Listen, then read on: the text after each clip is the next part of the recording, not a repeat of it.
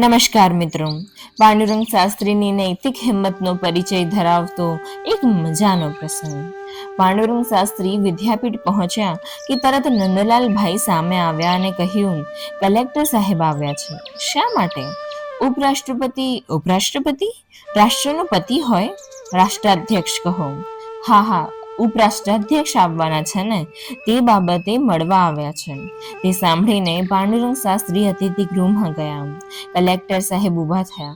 પાંડુરંગ શાસ્ત્રીએ તેમને કહ્યું, તમારે મારી વધારે રાહ જોવી નથી પડી ને? ના, હું હમણાં જ આવ્યો. હા બોલો, શું કામ કાઢ્યું? ઉપરાષ્ટ્રપતિ આવવાના છે ને? હા, વાઇસ પ્રેસિડેન્ટ આવવાના છે, સાથે તેમના સગા પણ આવવાના છે. તેથી જ હું આવ્યો છું. પ્રોટોકોલ જાળવવો પડશે ને? પ્રોટોકોલ? શાનો પ્રોટોકોલ? પ્રોટોકોલ શેનો તે કહેવાની જરૂર છે? એવા ભાવથી લલવાણી સાહેબે કહ્યું, આટલું ઉચ્ચ સ્થાન ધરાવતા મહાનુભાવ આવે એટલે કેટલાક શિષ્ટાચારના બંધનો પાળવા જ પડે ને. પ્રોટોકોલ જાળવવા એ અમારી ફરજ છે. તેમની યોગ્ય વ્યવસ્થા જળવાય તે અમારે જોવું પડે. તેઓ અહીં ભોજન પણ લેવાના છે ને? હા, ભોજન પણ અહીં જ લેશે, એટલે અમારે ભોજનની વાનગીઓ પણ તપાસવી પડશે. એવું કરવા અમે મજબૂર છીએ. તમારી વાત સાચી ખરી, પણ આમ જોતા તો એ ગૃહસ્થાશ્રમનું અપમાન છે. મને આવા બંધનો કબૂલ નથી. હું જંગલમાં ઉછર્યો છું, હું જંગલી માણસ છું, કુદરતના સાનિધ્યમાં રહેનારો. તમારા આ શિષ્ટાચારની વાતો મારા ગળે ઉતરે તેમ નથી અને મને માન્ય પણ નથી.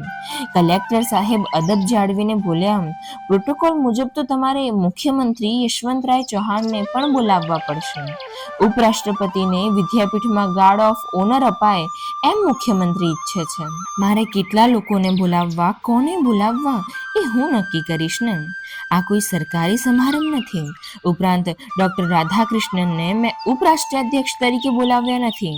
તેઓ એક મહાન તત્વજ્ઞ છે, તે રીતે મેં તેમને નિમંત્રણ આપ્યું છે.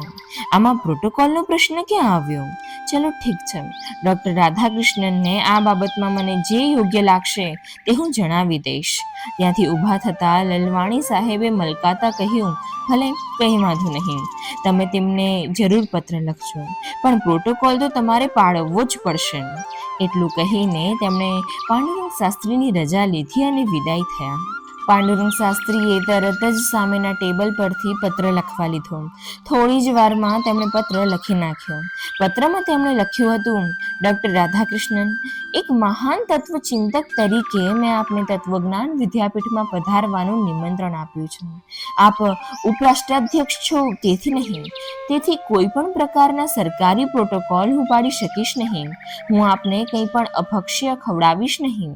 આમ એ પત્રમાં તેમણે સરકારી પ્રોટોકોલ પ્રત્યે પોતાની નારાજગી વ્યક્ત કરીને તે પત્ર તરત જ રવાના કરી દીધો. પત્ર રવાના કર્યા પછી તેમના મનને શાંતિ મળી.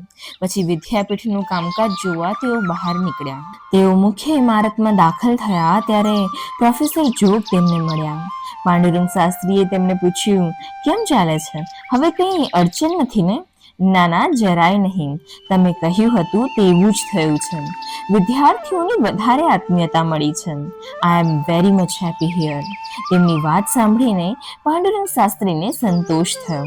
તેમણે કહ્યું, તમને સંતોષ થશે એવી મને ખાતરી હતી જ. નાઉ આઈ એમ ઓલ્સો હેપી. આમ બંને સંતોષ વ્યક્ત કર્યો, કેમ કે વાત જ કંઈક એવી બની હતી. એ મજાની વાતો સાથે પાછા મળીશું આવતા રવિવારે. ત્યાં સુધી રાધે રાધે.